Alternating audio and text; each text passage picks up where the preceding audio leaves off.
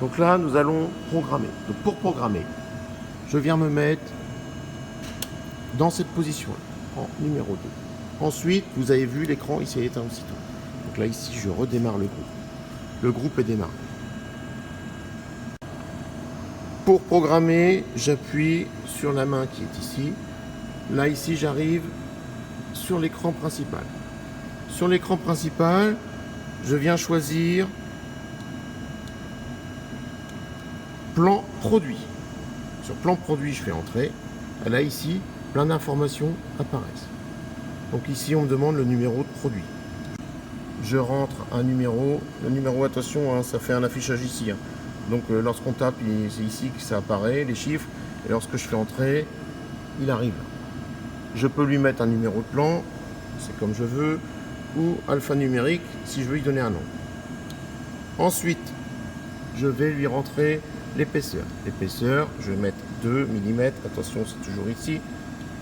Le matériau, lorsque je ne sais pas quel matériau, le code pour le matériau, vous avez vu ici, il y a une petite flèche. Donc je viens sur mon écran et j'appuie sur la flèche qui correspond.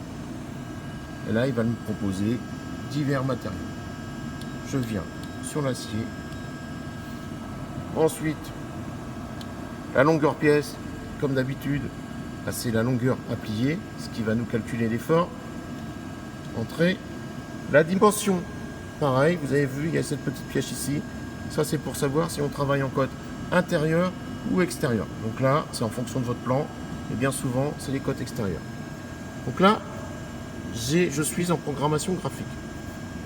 Si je mets la longueur plate ici, je mets 100 et là je mets un angle. Je peux mettre l'angle que je désire. Hein. Je peux aller alors évidemment, puisque j'ai mis un outil de 60, donc je peux aller de 60 jusqu'à 180. Là ici, si je fais la flèche directement là, ça nous fait automatiquement un angle à 90. Là je vais mettre ma longueur à 50 par exemple. Entrée.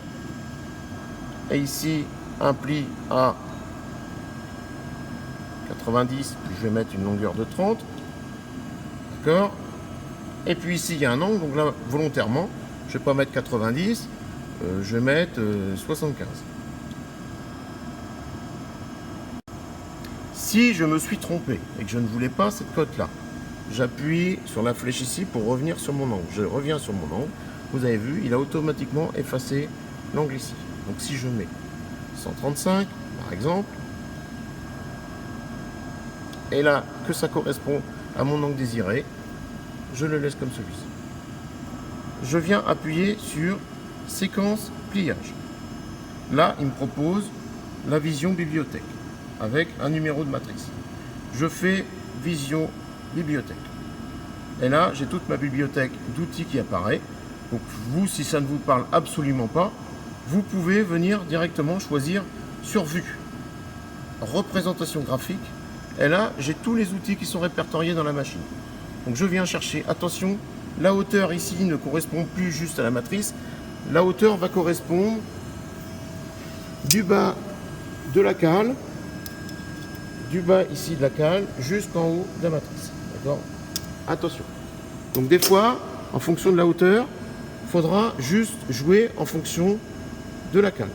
Non, de la réhausse, pardon, excusez-moi. Il faudra jouer en fonction de la réhausse. Vous avez vu ici quand il y a 115, sur d'autres outils, notamment sur les outils à 88, il faudra jouer juste sur la réhausse, mettre une réhausse de 35. Ici, en l'occurrence, moi j'ai un outil de 60 degrés, je viens descendre sur 60, ici, et je sais que j'ai un V de 16. Donc attention, je vérifie bien que ma hauteur soit de 136. Je fais entrer. Là, il m'a dessiné automatiquement mon outil. Attention de ne pas faire aussitôt entrer parce que là, il nous demande de choisir un poinçon. Pareil, je viens sur Vision Bibliothèque. Là, tous ces chiffres-là, si ça ne vous parle pas, vous pouvez venir sur Vue, Représentation graphique. Et là, vous avez tous les outils qui apparaissent. Attention, hein, le visuel n'est pas toujours contractuel. Hein, donc, il faut vraiment lire toutes les informations. Donc, je viens directement choisir un angle à 60 degrés. Ah, là, ça me parle, 60. Un rayon de 0,8 et surtout la hauteur de 67, à bien vérifier. Je fais entrer. Là, j'ai mes outils qui apparaissent, plus ma tôle pliée. Donc là, je vais décider de calculer et mémoriser. Donc là, ici, automatiquement, il me propose la longueur développée qui aura été calculée en fonction des outils, évidemment, et de la perte au pli, puisque la machine aura calculé en fonction de CV. Une fois que c'est terminé, je viens ici faire AND. Encore une fois,